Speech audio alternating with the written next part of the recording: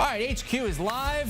Chris Hassel and Jenny Dell. And 2 weeks from right now, Jenny, I think you'll be on a plane heading to Columbus, Ohio for week 1 of the Big Ten on CBS. Akron coming to Columbus, Ohio as well for that big matchup. Well, they'll be there as a 50-point dog.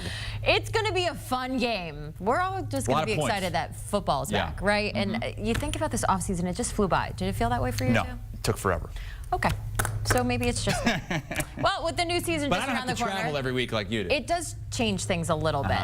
So with this new season coming, our experts from CBS Sports and 24/7 Sports, they joined forces to honor the players who they believe will shine the brightest over the next few months. So they selected the Preseason All-America team. So just 2 players received unanimous Preseason All-America selections on offense. That's Oklahoma State running back Ollie Gordon II and LSU O-lineman Will Campbell. And on defense, we also had 2 players receiving that unanimous honor as well. So Michigan linebacker Will Johnson, Georgia defensive back Malachi Starks. Now Colorado's Travis Hunter, he was chosen to be first team at both cornerback and as an all-purpose player. So he's starting on both sides of the ball as a sophomore. Exciting to see him do it all. Our college football analysts, we got Dennis Dodd and Danny Kanell joining us now on HQ. So in total, 28 programs represented across these 2 teams of 54 selection. But Dennis, it's Michigan and it's Georgia leading the way with 3 players each. Are you surprised there? I am not, because there's enough left on Michigan's defense to merit a lot of these selections. Georgia is #1. I don't have to tell you about that.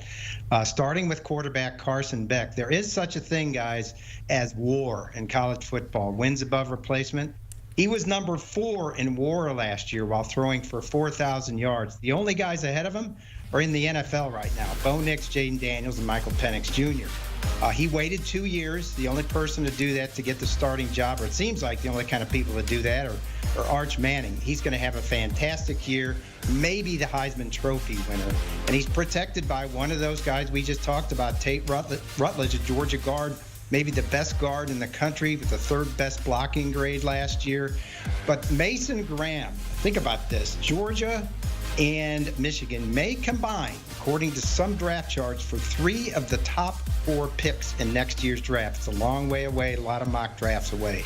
But Mason Graham, an interior defensive lineman, the latest superstar there, may go #1. He led all true freshmen in grade in 2022 and became a superstar last year, winning the national championship against the run and the pass. And I do want to mention Will Johnson, that cornerback. He's been called by Josh Edwards, one of our draft experts, as the quote-unquote cleanest cornerback since Patrick Surtain II came out of Alabama in 2002 and went to 2 Pro Bowls with the Denver Broncos. So Michigan loaded on defense, Georgia loaded everywhere. Georgia loaded everywhere, including at their quarterback. Now, they did lose 3 of their top pass catchers from last season, but the expectations are just as high as ever for the Bulldogs. Carson Beck returning to this talented Georgia squad. Danny, how high is his ceiling, and would you put him at the top of the list for best quarterbacks in the country at this point?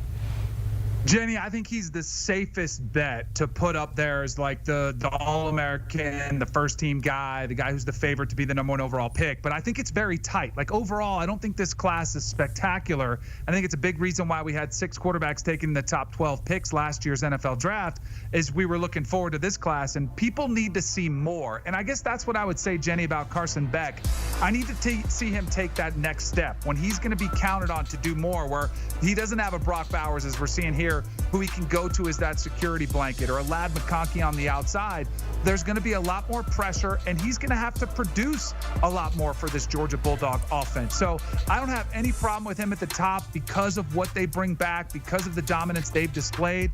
But I do think guys like Quinn Ewers, Shedeur Sanders, Will Howard going to Ohio State, they're all nipping at his heels. And at the end of the season, I think it's going to be really interesting to see who's the last man standing. Dylan Gabriel's another one at Oregon who's put up phenomenal numbers throughout his career. There's a lot of really good quarterbacks. I want to see who stands out as the great ones. You see Dylan Gabriel at the top of the list right there for odds to win the Heisman. Now we're going to keep it in the SEC, Dennis. We're going to head over to Missouri with wide receiver Luther Burden III.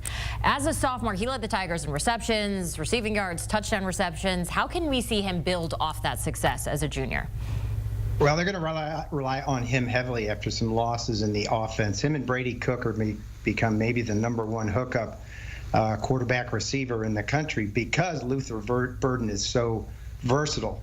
Last year, he went for 1,200 yards receiving, but more than 700 of those were after the catch. He was #4 in the country, and actually #1 in Power 5 in yards after contact. So as you can see from these highlights, they're going to use him all over the field. They've lined him up in the backfield. He started out his career in the slot. He can win outside.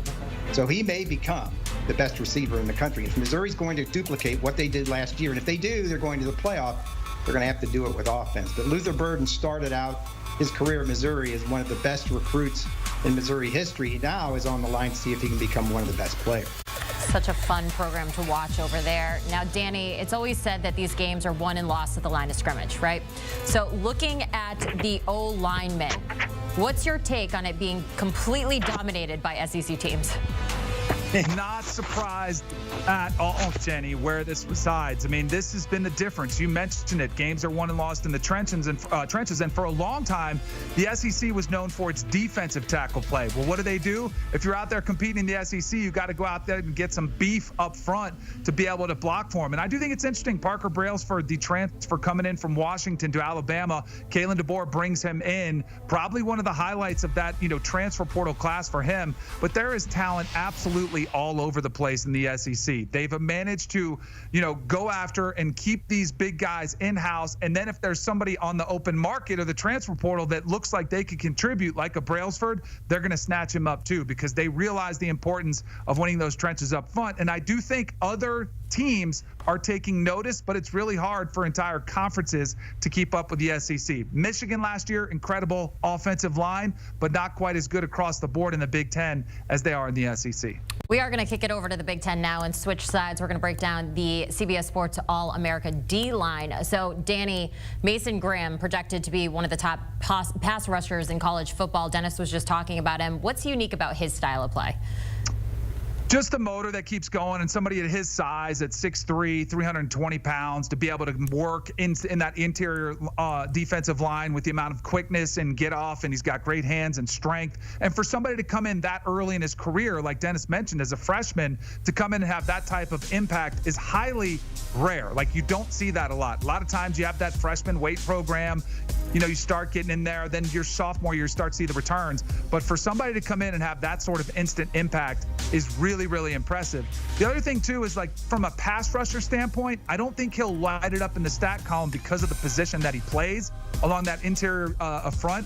But, man, what he does for the other players in Michigan's front seven by consuming a lot of blockers, by being double teamed, by, having protections slide towards you, having backs come up through the middle to chip you and assist, that gives everybody else better opportunities to make plays. That might be the most impressive stat for Mason Graham, is one that doesn't get tracked, how much he assists his players around him. Talk about impressive stats, and we got to talk about this next guy, Travis Hunter. Noteworthy here because he was chosen to be the first team at both cornerback and as an all-purpose player. He can do it all, Dennis. What do you like about him? Well, the fact that he can play 100 snaps, and Dion hasn't quite tipped his hand that he's going to do that again this year, but you can be sure that he's going to play on both sides of the line. And obviously, as an all-purpose player, he has that designation because he does that. What did he have, 140 snaps against TCU last year? I want to see where he ends up in the pros. I know I'm projecting, but what does he want to play? What is he best at? Because he's an elite receiver. He's a lock-up corner. He makes that defense go, such as it was, losing 8 out of the last 9. But Travis Hunter is an elite athlete who could play anywhere on the field. He can play anywhere on the field, and we're excited to see what he's capable of this season as well. All right, when you look at the transfer portal, Caleb Downs making the biggest splash, probably left Alabama to now become a Buckeye. Dennis, Downs is the only true sophomore on the team. What can we expect to see from him this season now at Ohio State? What a story, Jenny. I went and talked to him a couple of weeks ago for a story. And yeah, you're right. He was the #1 player available in the portal. He was the tip of the spear at Ohio State when they decided really to make this program makeover. 6 elite transfers. They spent $20 million on the transfer portal and getting new coaches in there, including Chip Kelly. And the leading edge is that Caleb Downs at safety, maybe the best safety in the country. I talked to him and Chip Kelly about seeing the field. I said the best safeties, cornerbacks see the entire field. They know what's going to happen before the play actually occurs. And he said, that's right. That's exactly what happened. Chip Kelly said he'll come up to him after practice and say, that was something new you showed us. Interesting family, interesting kid. The voice of God guided Caleb Downs to Alabama. Now, Ohio State was a close second, but the family had to sit down and tell Ohio State and Ryan Day that, look, the voice of God guided us here. It's close. The voice of God won out. Well, guess what happened? Nick Saban retired, and NIL, a chance to play for that #2 team, won out for Caleb Downs. He's going to be a great one this year. He is going to be a great one this year. Hey, you go where you're meant to be, right? That's the way that life goes. Just listen to God. Is that what we just learned in that? Listen to God. Yes. Yeah. And go to the Buckeyes. Wouldn't expect anything less from Danny. I know, right? All right, Danny, before we let you go, biggest snubs. Who did our guys miss out on? Hold on, let me listen. See what the man upstairs says. All right, I'm going to go. So at the running back position for me, it's really hard to say, all right, can you pick just 2 guys? I have no problem with Ollie Gordon. The type of year he had last year for Oklahoma State was phenomenal. Omarion Hampton from North Carolina, phenomenal year. But of both of them, they only had one really good breakout season.